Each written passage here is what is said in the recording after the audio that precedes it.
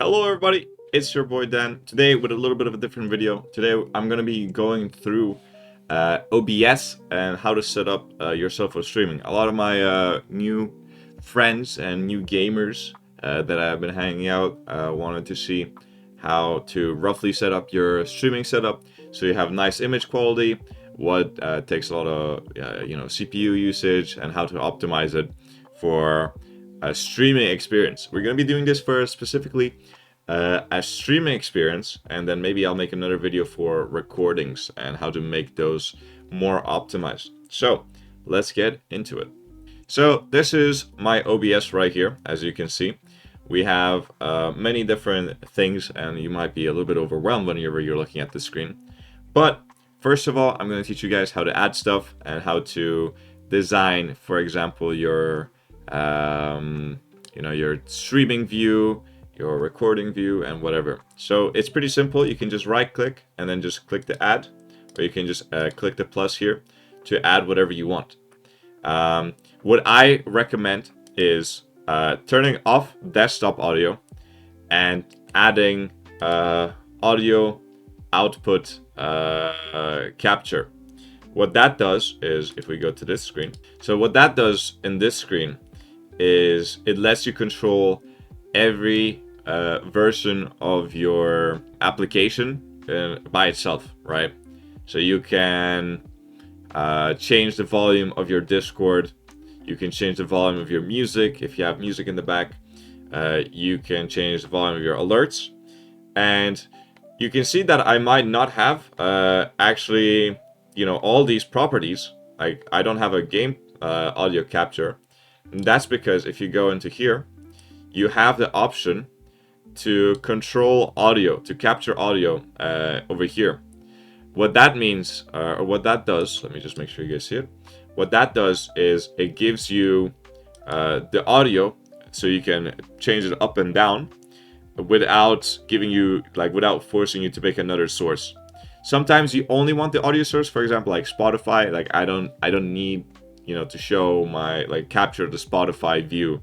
So I just have that as music, or whatever other website you're using, like Moobot or something like that for your audio needs. So that's the first thing. And then obviously, if you want to add a camera, you go into your video capture devices. This is how you add a camera. If you want to do that, I really recommend, by default, actually, you do have a mic, so you don't actually need to add anything to put it in. For browser, I'm going to quickly explain the browser. So for the browser, you double click into it, and then you copy and paste this link, and then it just gives you your, browser, whatever you may be doing, like a plugin. This one is specifically for my chat. So whenever people type in my chat, I have the whole thing here, but it basically pulls from Stream Elements and puts it onto my screen. Everything being transparent apart from the chat in the bottom right. So that's one thing.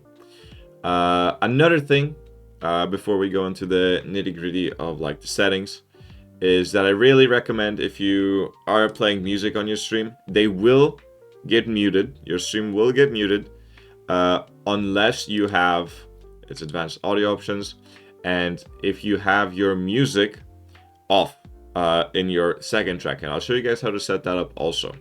We can go into the settings, and now I can bring you through the settings. So in the general settings, there isn't really much to change for kind of optimization and things like that to make your streaming look better. And the appearances is just how your Discord looks. And in here, this is, I do recommend, if you guys want to try and just test it out for your own, if your Wi-Fi can handle it, to ignore streaming services setting recommendations, as there's a secret cap that Twitch puts on you, which is 8,500 kbps, which is, not said anywhere.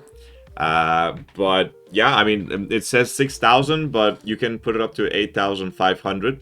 That is what works for me personally, and I do recommend if you guys play around with this number, as it can, change how your stream looks by quite a big margin.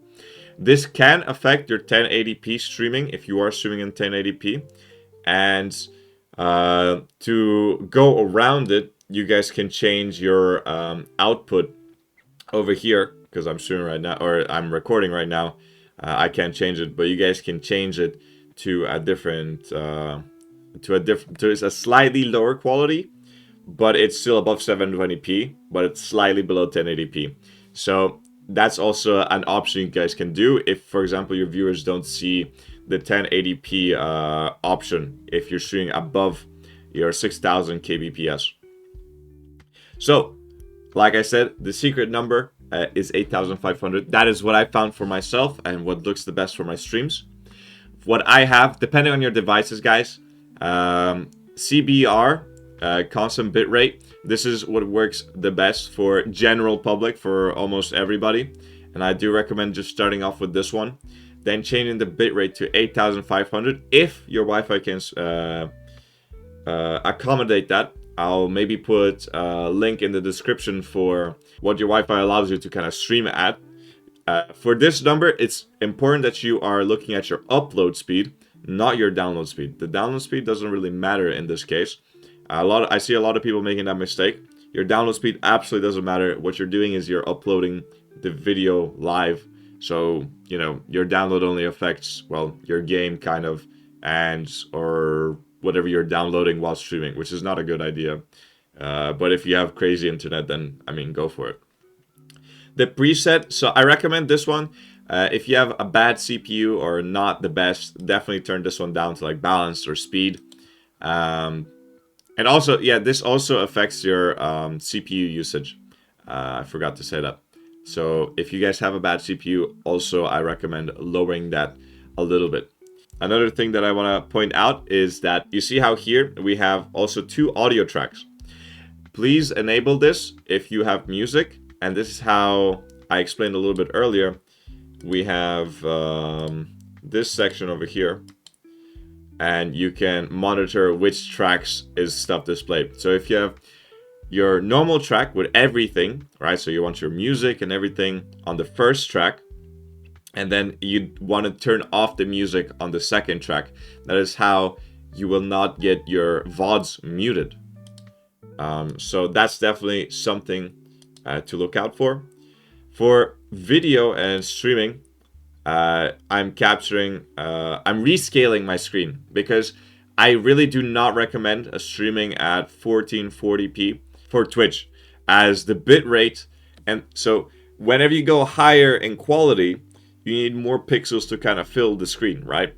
But because your bitrate is capped so low at 8500, you are never going to kind of reach the appropriate bitrate to make 1440p look good. It just won't look good no matter how hard you try. Unless, I mean, if you can make it work, props on you, but I haven't managed to make it work. I tried a couple of times, but it never does work.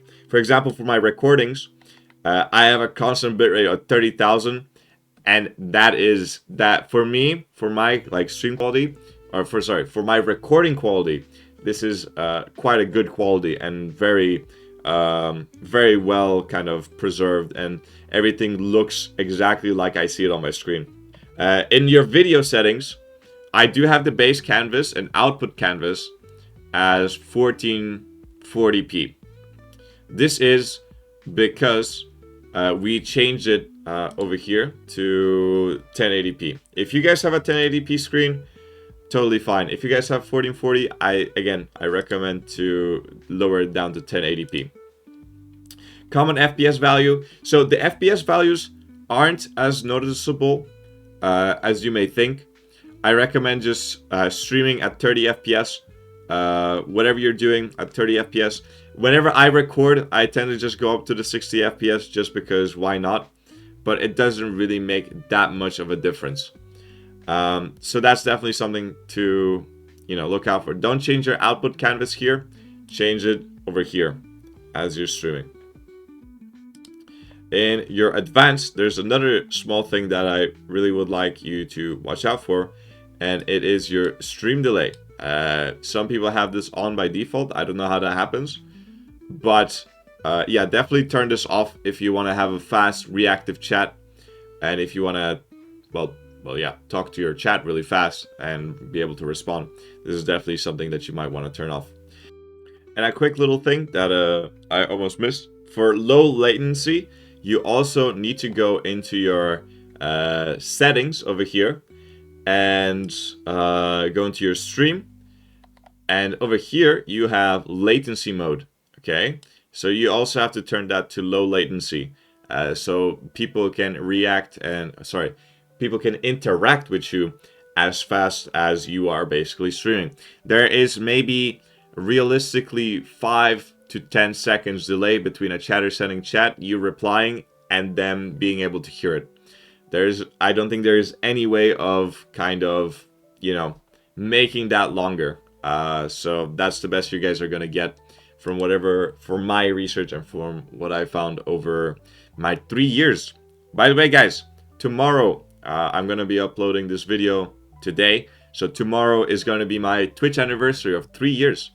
So if you guys haven't already checked out, my channel, you guys totally should. It'll be probably in the description also. And yeah, I hope you guys enjoyed the video, and I hope that it helped you out. If it did, leave a comment, leave a like, and let me know what kind of tutorials you'd like me to go through. If it's recording, if it's your Twitch kind of interactions and things like that, and how to make your Twitch a little bit more reactive. Just let me know in the comments, and we can go through it. But yeah, I hope you guys enjoyed. 07, peace out, your boy Dan. Woo!